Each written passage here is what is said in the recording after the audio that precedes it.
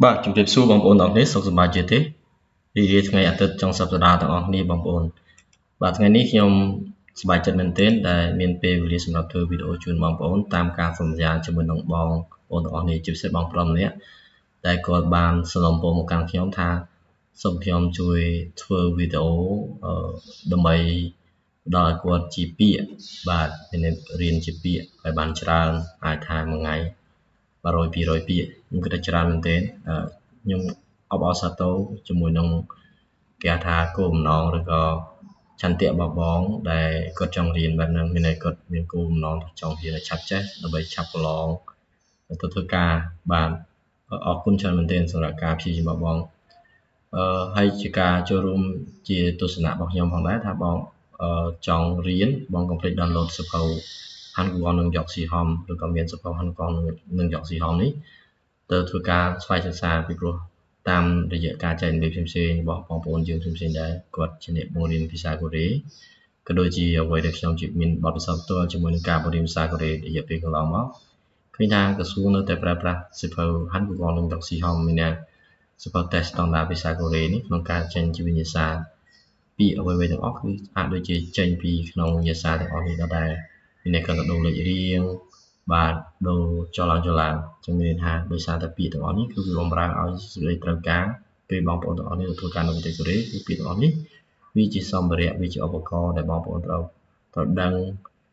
ជាពាក្យដែលបងប្អូននឹងអាចត្រូវដឹងដើម្បីប្រើប្រាស់ដូច្នេះទេទៅក្រសួងក៏ពេលដែលជាមូលដ្ឋានគ្រឹះនៃភាសាកូរ៉េដែលបងប្អូនគួរតែចេះហ្នឹងគឺក្រសួងដាក់ពាក្យទាំងអស់ហ្នឹងផងដែរក្នុងការប្រឡងហើយកុំភ្លេចណាសៀវភៅ EVS Topic Cambodia និង EVS Topic Cambodia ជាសៀវភៅដែលរៀបចំឡើងដោយក្រសួងដែលជាជំនួយដ៏ល្អសម្រាប់បងប្អូនយើងបច្ចុប្បន្នពីការពីមុនដែលខ្ញុំពង្រៀនសិស្សទាំងអស់របស់ខ្ញុំកន្លងមកគឺគាត់អត់មានសៀវភៅនោះទេគឺយើងប្រើប្រាស់សៀវភៅដែលយើងធ្វើការគេថារៀបចំដោយខ្លួនឯងជាបទពិសោធន៍ចឹងមានការលំបាកមែនទែនសម្រាប់បងប្អូនតែបច្ចុប្បន្ននេះបងប្អូនមានឯកសារគ្រប់គ្រាន់សំខាន់ឲ្យតែបងប្អូនមានអ៊ីនធឺណិតបងប្អូនអាចរៀនតាម YouTube ហើយ download យកឯកសារយករៀនបានខ្លួនឯងហើយក៏ជារឿងមួយដែលគួរតែបងប្អូនមួយចំនួនដែលគាត់តែងតែចាញ់បោកគេក្នុងការរៀនបង់ជាកញ្ចប់អស់លុយច្រើនគួរតែបងប្អូនភ្ញាក់រលឹកហើយចាប់ផ្ដើមរៀនដោយខ្លួនឯងមានការព្យាយាមដូចជាបងប្រុសម្នាក់ដែលគាត់ថាគាត់ព្យាយាមចង់រៀនមួយថ្ងៃ100 200ពាក្យនេះគឺជាការពិតខ្ញុំធ្លាប់មានបទពិសោធន៍បង2នាក់បងប្រុសបងស្រី2នាក់ដែលជាតៃតសិស្សរបស់ខ្ញុំគាត់ជិះម៉ូតូ2នាក់ប្តីប្រពន្ធមករៀនមួយខ្ញុំវិសាបតបៈកាលមុនគឺខ្ញុំរៀននៅសាលាផ្ទាល់មួយសប្តាហ៍ដំបូងគឺគាត់រៀនភ្ជញ្ជនៈនិងស្រៈកូរ៉េទាំងអស់គាត់រៀនចេះគាត់ទន្ទេញចេះខីយ៉កអីទាំងអស់ហ្នឹងគឺគាត់ទន្ទេញចេះទាំងអស់គាត់ចេះអានចាំហើយគាត់ព្យាយាមទៅមែនទេសប្តាហ៍ទី2ក៏ព្យាយាមរៀនប្រកបជាភាសាកូរ៉េគឺការរៀនអាននិងរៀនប្រកបគឺងាយស្រួលមែនទេព្រោះព្យញ្ជនៈនិងស្រៈតិចអញ្ចឹងគាត់បើតែមានការតាំងចិត្តគឺគាត់អាចរៀនអានរៀនប្រកបបានបន្តមកទៀតគាត់ចាប់ផ្ដើមផ្ដោតទៅលើវេយ្យាករណ៍ណាគាត់ផ្ដោតទៅលើវេយ្យាករណ៍គាត់ផ្ដោតវេយ្យាករណ៍ដែលមាននៅក្នុងសៀវភៅដែលជាមូលដ្ឋានគ្រឹះភាសាកូរ៉េដំបូងដូចជាវេយ្យាករណ៍នៃទម្រង់ការប្រើប្រាស់បច្ចុប្បន្នបនកាលធម្មតាការប្រើប្រាស់ទម្រង់អតីតកាលទម្រង់អអាចយោទម្រង់ភាគអឹបសិនីដាទម្រង់សេអូអីជាដើមឡាក់មានជាទម្រង់ដែលការប្រើប្រាស់ជាប្រចាំនៅក្នុងគេហៅថាជាមូលដ្ឋានគ្រឹះភាសាកូរ៉េហ្នឹងគាត់ព្យាយាមរៀននៅហ្នឹងបន្តមកទៀតគឺគាត់រៀនរយៈពេលខ្លីមែនទែនខ្ទង់តែ2ខែសប្តាហ៍ដល់ថ្ងៃប្រឡងហើយជាក់ស្ដែងគាត់បានប្រឡងជាប់ទាំងប្តីទាំងប្រពន្ធហើយគាត់ទៅធ្វើការផ្នែកដូចជាកសិកម្មទេទៅដំបូងតែក្រោយមកទៀតដោយសារតែគាត់ប្រឹងប្រែងគាត់ទៅធ្វើការកសិកម្មបានមួយរយៈពេលអញ្ចឹងទៅគាត់ដល់មានពេលអាណត្តិត្រូវផ្លាស់ប្ដូរគាត់ត្រឡប់មកវិញហើយគាត់ត្រឡប់ទៅវិញគាត់បានធ្វើការងារជាឧស្សាហកម្មហើយបងប្រុសបងស្រីគឺគាត់ជោគជ័យមែនទេក្នុងការទៅប្រទេសកូរ៉េគាត់ចេះសំថវិកាអញ្ចឹងទៅបច្ចុប្បន្នដូចជាគាត់បានមកទិញដីវិនិយោគអីនៅខ្មែរយើងអីហូហែខ្ញុំបាត់ជេននេះមួយរយៈពេលមុនគឺដោយសារតែទូរស័ព្ទនៅ Facebook ខ្ញុំនៅតំណែងគាត់តែបច្ចុប្បន្ននេះខ្ញុំបាត់លេខគាត់ជាការសោកស្ដាយមែនទែនក៏មិនគឺខ្ញុំនឹងអញ្ជើញគាត់ឲ្យជួបវិភាសាដើម្បីចែករំលែកជូនបងប្អូនផងដែរជាបទពិសោធន៍ប៉ុន្តែជាការលើកទឹកចិត្តចង់បញ្ជាក់ជូនបងប្អូនថារៀនកូរ៉េរៀនចាប់ពីការចេះអានស្រៈព្យញ្ជនៈចេះប្រកបអស់ហើយចាប់ផ្ដើមរៀនវេយ្យាករណ៍ដែលទម្រង់ងាយៗដែលខ្ញុំបញ្ជាក់ជូនបងប្អូនមិញគឺ ទម្រង់ងាយទម្រង់បច្ចុប្បន្នកាលទម្រង់អតីតកាលទម្រង់ UCO ទម្រង់អីទាំងអស់ហ្នឹងបាទបន្តមកទៀតយើងចាប់ផ្ដើមសំពាក្យការពិតណាពាក្យសំខាន់ណាស់បើអត់ចេះពាក្យគឺពិបាកហើយប៉ុន្តែពាក្យទាំងអស់ហ្នឹងបងប្អូនបើបងប្អូនរកវិធីទន្ទិញយកចេះប្រកាសជាអត់ចាំទេអញ្ចឹងបងប្អូនត្រូវចេះវេយ្យាករណ៍ខ្លះណាចេះទម្រង់ប្រយោគខ្លះដើម្បីយកពាក្យទាំងអស់ហ្នឹងមកបង្កើតជា clear មកបង្កើតជាល្បះមកបង្កើតជាទម្រង់នៃការប្រើប្រាស់នោះទើបបងប្អូនមានឱកាសក្នុងការចាំពាក្យទាំងអស់ហ្នឹងខ្ញុំជាការជម្រាបជូនបងប្អូនណាសូម្បីតែខ្ញុំក៏ខ្ញុំអត់អាចចាំពាក្យបានច្រើនដែរបាទនៅពេលដែលខ្ញុំឈប់ប្រើប្រាស់ខ្ញុំភ្លេចពាក្យស្ទើរតែទាំងអស់អញ្ចឹងនៅពេលខ្ញុំអានឡើងវិញខ្ញុំចាប់ផ្ដើមអានអត្ថបទខ្ញុំចាប់ផ្ដើមអាន clear អានចម្រៀងអានអីទៅខ្ញុំនឹកឃើញពាក្យឡើងវិញបាទចាប់ផ្ដើមនិយាយលេងជាមួយមិត្តភក្តិជាជនជាតិកូរ៉េខ្ញុំនឹកឃើញពាក្យឡើងវិញខ្ញុំដូចមិត្តភក្តិខ្ញុំដែលឈ្មោះយ៉ងសាំគាត់មកលេងខ្មែរគាត់តែងស្ដីបន្ទោសខ្ញុំហេបាត់ពាក្យតំណាអត់ចេះអញ្ចឹងបាទតែនៅពេលដែលខ្ញុំភាសាមួយគាត់មករយៈពេលក្រោយមកទៀតខ្ញុំនឹកឃើញឡើងវិញចាំមានការរៀនពាក្យអត់រៀនតាមរយៈទន្ទិញទេបងប្អូនគឺរៀនតាមរយៈការធ្វើលំហាត់ក៏រៀនតាមរយៈការបង្កើតជា clear អញ្ចឹងយើងត្រូវចេះវេយ្យាករណ៍ផងដែរអូខេអញ្ចឹងកុំឲ្យវែងឆ្ងាយថ្ងៃនេះយើងចាប់ផ្ដើមរៀនពាក្យជាមួយគ្នាហើយបងប្អូនយកពាក្យទាំងអស់នេះដើម្បីយកទៅបន្ថែមហើយនេះក៏ជាទម្រង់វេយ្យាករណ៍មួយដែរណាគឺនីដានេះគឺជាទម្រង់វេយ្យាករណ៍មួយហើយមានន័យជារបស់គឺជាមានន័យទម្រង់ភាគនីដាបូកជាមួយនឹងគេស័ព្ទ ida ណាបូកជាមួយគេស័ព្ទ ida ហើយបូកគេស័ព្ទ ida នេះគឺអត់ទាន់យកមកប្រើប្រាស់បានទេគឺត្រូវអីគេចេះទម្រង់ភាគនីដានេះទម្រង់ភាគនីដានេះចឹងទម្រង់នេះគឺជាទម្រង់វេយ្យាករណ៍ផងដែរនេះបងប្អូនអត់ចេះទម្រង់ភាគនីដានេះបងប្អូនឆ្ងល់តើនីដាបានមកពីណាអញ្ចឹងបានមកពីវេយ្យាករណ៍របស់យើងណាគឺលុបដាចេញដោយសារតែអត់មានផាត់ឈីមអត់មានជើងគឺយើងថែមជាមួយនឹងភាគនីដាអញ្ចឹងទៅជានីដាអញ្ចឹងទៅអូខេបងប្អូនហ្នឹងហើយតោះឥឡូវយើងចូលដល់សាច់រឿងរបស់យើងថ្ងៃនេះវិញតោះបងប្អូនអរគ្នាចំណុចទី1នៃមេរៀនរបស់យើងថ្ងៃនេះគឺ បាទចាប់ផ្ដើមអំពីពាក្យថា good imnida ណា good imnida បាទ cheap imnida kwail imnida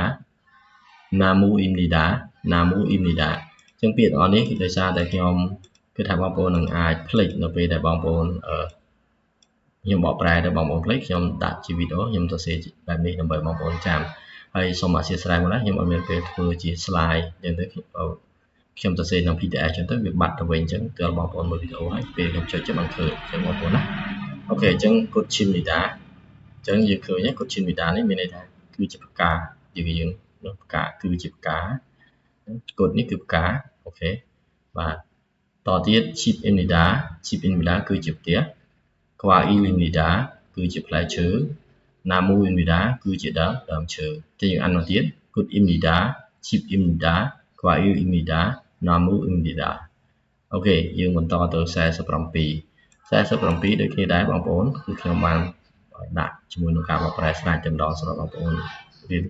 ចាស់តែចាំពាក្យហ្នឹងអញ្ចឹង good imnida ដដែល ud imnida namu imnida ដដែលនិង kaku imnida អញ្ចឹងពាក្យថ្មីមាន2 ud និង kaku ចំណុចទៀត good imnida ud imnida namu imnida kaku imnida ជាការបកប្រែគឺផ្កាគឺ ud មានន័យសម្លៀកបំពាក់ namu ដើមឈើដដែលហើយនឹង kaku នេះគឺគ្រឿងសង្ហារឹមនៅក្នុងផ្ទះរបស់យើងបងប្អូនបាទអញ្ចឹងអរគុណណាយើងបន្តទៅ48ក៏ដូចគ្នាខ្ញុំបានបន្ថែមនៅការបកប្រែខាងចុងដូចគ្នា Nandro imnida Sonpongki imnida Aircon imnida Katsuki imnida Nandro imnida Sonpongki imnida Aircon imnida Katsuki imnida ប្រែវិញចង្ក្រានបាទចង្ក្រានប្រភេទជាចង្ក្រានបាត់នេះចង្ក្រាននេះឯងបងប្អូនបាទចង្ក្រាននេះជាងលេខ1បាទចង្ក្រាននេះឯងគឺចង្ក្រានសម្រាប់អាំងសាច់ជាលក្ខណៈ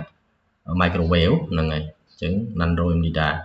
ជាកង្ហាបងប្អូនដឹងហើយណាកង្ហាម៉ាស៊ីនត្រជាក់ហើយនឹងឧបករណ៍ចំហាយទឹក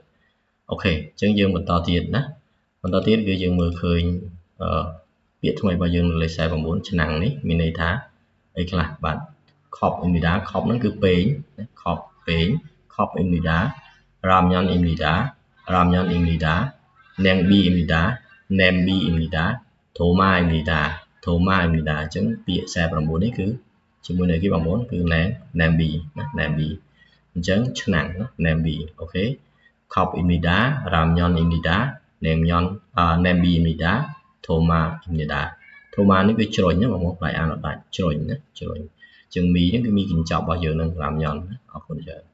អូខេទៅដល់50ណានៅទំព័រថ្មីរបស់យើងទំព័រ333ណាសំណួរទី50អូខេអូខេ Tarimimnida Tarimimnida តើអ៊ូតយើងឆ្នាំងអ៊ូតយើងអគ្គិសនីណា Tarimimnida Chongsuki-imnida Chongsuki-imnida Setaki-imnida Setaki-imnida Ondoke-imnida Ondoke-imnida Ondoke-imnida ចឹងយើងមើលណាចឹងអានេះគឺតើអ៊ូតលេខ1ណាបាទចឹងម៉ាស៊ីនបូមតលីឧបករណ៍បូមតលីម៉ាស៊ីនបោកគក់ Setaki ហើយនឹង thermometer Ondoke អានមកទីបងប្អូនណា Tarimimnida Chongsuki-imnida Setaki-imnida Ondoke-imnida Ondoke-imnida អូខេយើងបន្តទៀតបងប្អូន51ជ្រុញនេះជ្រុញឈើជ្រុញគេលក់នៅទីផ្សារណាបងប្អូនបាទអូខេ Kal-imnida ចឹង Kal អីគេបងប្អូន Kal បាទអញ្ចឹងយើងមើល Kal នេះ Kal គឺកំបិតណា Kal កំបិត Thoma-imnida Nambi-imnida Sucho-imnida ចឹងពាក្យថ្មីរបស់យើងគឺមាន Sucho នេះគឺខ្ញុំបានដាក់ជូនបងប្អូនណាវាមកពាក្យថាសុទ្ធការៈបូកនឹងឆត់ការៈអញ្ចឹងមានសព្រាហើយនឹងចង្កឹះណា Sucho-imnida សព្រាចង្កឹះបាទអញ្ចឹងទៀតពេតទៅវាមកពីសុទ្ធការៈហើយនឹងឆត់ការៈណាសព្រាហើយនឹងចង្កឹះអូខេពាក្យខាងលើមេតិ Kal កំបិតណា Thoma ជ្រុញ Nambi ឆ្នាំងអូខេបាទយើងរៀនពីវិទ្យាសាស្ត្រមុនហើយយើងអានមកទៀត Kal-imnida Thoma-imnida Nambi-imnida Sucho-imnida អូខេសុំទៅ52តោះបងប្អូនអូខេនៅតំណាចេះខ្ញុំបានដាក់អូខេបាទនេះបាទអញ្ចឹង52នេះគឺ strawberry យើងមើលណា Pear-imnida Pear-imnida Photo-imnida Photo-imnida Talki-imnida Talki-imnida Sakwa-imnida អញ្ចឹង Pear នេះណា Pear ប្រែបាន3យ៉ាងបានផ្លែតែផ្លែប៉េះពោះហើយនឹងទូឬក៏នាវាផ្លែប៉េះបងប្អូនហើយរៀងដូចសេរីប៉ុន្តែសាច់វាជ្រៀកជាងសុំទោសរៀងដូចប៉មណាសាច់វាជ្រៀកជាងនឹងផ្លែប៉េះអូខេទៅពេលមកជូណា strawberry ហើយនឹងផ្លែឈើគ្រប់មុខ sakwa ជាងអានមកទៀត Pear-imnida Photo-imnida Talki-imnida Talki មិនថាទេណា Talki-imnida Sakwa-imnida អូខេយើងទៅលេខ53តោះបងប្អូន53 Nambi ឆ្នាំងដដែល Thoma ជ្រុញ Phakaji ណា Phakaji-imnida Phakuni-imnida អញ្ចឹងពាក្យថ្មីរបស់យើង Phakaji និង Phakuni Phakaji គឺចានរាងល្ពៅបាទនេះចានរាងល្ពៅយើងហ្នឹងហើយឬក៏ការបោកប្រាស់ណាបោកប្រាស់ជាកិរិយាសព្ទអូខេនិង Phakuni ប្រែថាកន្ត្រក Phakuni កន្ត្រកអញ្ចឹងយើងចេះពាក្យពីរទៀត Phakaji លោកចានរាងល្ពៅចានបែបនេះចានបយយើងណាហើយនឹង Phakuni គឺកន្ត្រកអូខេយើងអានមកទៀត Nambi Thoma Phakaji Phakuni Nambi-imnida Thoma-imnida Phakaji-imnida Phakuni-imnida អូខេយើងបន្តទៅមុខទៀត54 Chopsy-imnida Chumoni-imnida Phakaji-imnida Phakuni-imnida អញ្ចឹងនេះកន្ត្រកហ្នឹងហើយលេខ4អញ្ចឹងយើងឃើញហើយណាប៉ៅ Chumoni នេះបើសិនអាច Chumoni លោកយាយអញ្ចឹង Chumoni ប្រែថាហៅប៉ៅវិញបាទអូខេអញ្ចឹងយើងនេះគឺ54នេះគឺ Phakuni ណាកន្ត្រកឥឡូវយើងចប់ទំព័រ333យើងចូលដល់ទំព័រថ្មីតោះបងប្អូនស្រូតឲ្យបានច្រើនពាក្យណាឲ្យបានច្រើនពាក្យ Mocha-imnida Ankyong-imnida Kwimage-imnida Masku-imnida Mocha-imnida Ankyong-imnida Kwimage-imnida Masku-imnida ជាយើងដឹងហើយ Mas អញ្ចឹង Mas លេខ4ណា Kwimage នេះគឺកាសតិចយើងកាសយើងស្ដាប់ណា អាចជាកាសត្រជាក់ឬក៏កាសប្រភេទកាសម្យ៉ាងដែលគេធ្វើសំណង់ឬក៏គេធ្វើកន្លែងបន្ទប់ធំគេដាក់កាសហ្នឹងដើម្បីការពារសំឡេងសម្ពាធបានដូចគ្នាបងប្អូនអូខេយើងមើលបន្តទៀតលេខ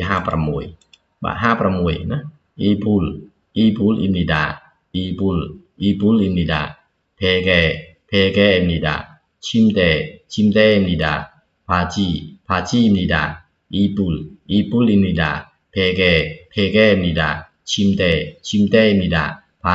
바지입니다. ok ភួយខ្នើយក្រេហើយនឹងខោចឹងបងប្អូនមើលបកប្រែតាមហ្នឹងទៅណាចឹងយើងនេះខ្នើយគឺលេខ2 베개입니다. ok 57តោះបងប្អូន57ទាំងអស់គ្នាម៉ាស៊ីនcopy 폭사기입니다.បាទចឹងហើយម៉ាស៊ីន copy ណា 폭사기입니다. 계산기입니다. 선풍기입니다. 청소기입니다. 하나ទៀត 폭사기입니다. 계산기입니다. 선풍기입니다.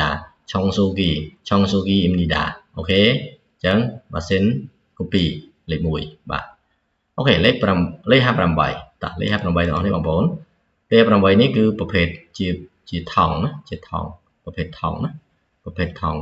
អូខេអញ្ចឹងយើងមើលណាជាស្រោមសម្បត្តិឬក៏ជាថង់กระดาษបាទនេះស្រោមសម្បត្តិហើយនេះថង់ប្រភេទថង់អញ្ចឹងចម្លែកលេខ1អីគេ펑투입니다. 펑 비읍 오 이응ណា펑투입니다.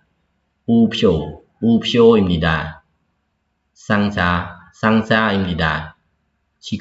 지갑입니다. 하나ទៀត 펑투입니다. 우표입니다. 상자입니다. 지갑입니다. ចឹងយើងដឹងហើយលេខ1ស្រោមសម្បត្តិឬថង់กระดาษណាបាទត្រាប្រៃសណីបងប្អូនស្គាល់ទេ Upsho ត្រាប្រៃសណីគឺនៅពេលដែលយើងផ្សាយសម្បត្តិផ្សាយគេមានត្រាតែមប្រៃគេមានតែមប្រៃសណីមានក្តាស់500ក្តាស់1000ក្តាស់អីណាយើងលុយខ្មែរយើងពីមុនមានតែមប្រៃសណីហ្នឹងណាត្រាឬក៏តែមប្រៃសណីអូខេយើងទៅបន្តទៀត59ណា59ទំព័រថ្មីរបស់យើងទំព័រទី335ក្រាស់សិតសក់របស់យើង 핏입니다. 핏입니다. ប្រែថាក្រាស់សិតសក់ 신입니다. 거울입니다.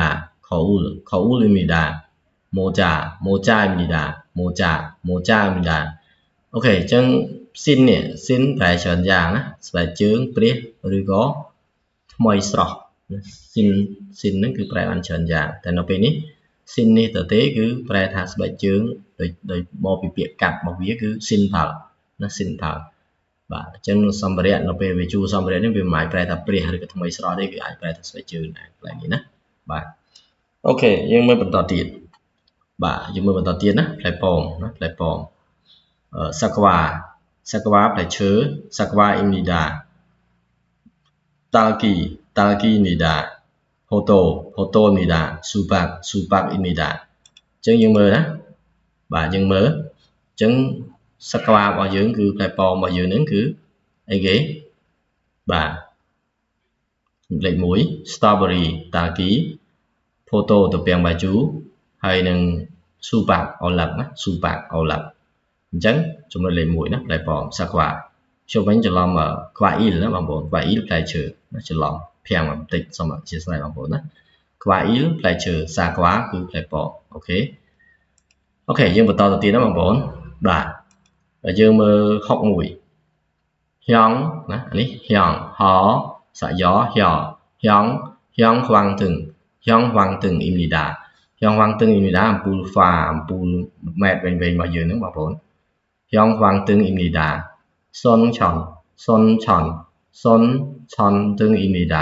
sonchon등입니다. កែជូតនេះបាទកែឆ្លោះនេះ 선풍기 កង្ហារ 계산기 កាស៊ីយ៉ូនាំសិនគិតលេខបាទសំណងទៀតបងប្អូន 형환등입니다. sonchon등입니다. 선풍기입니다. 계산기입니다. អូខេយើងទៅបន្តទៀតបង្ហើយ 62 63 ណាមកតំពោរបស់យើងទៅម្ដងអឺចាកៅអីផាគូនីយើងរៀនហើយកន្ត្រកផាគូនីមីដាផែនីលណានេះពាក្យនេះ4ព្យាង្គផែនីលផងធូមីដាយើងដឹងហើយផងធូមិនគឺថង់ដល់ផែនីលគឺ plastic អញ្ចឹងថង់ plastic ផែនីលផងធូមីដា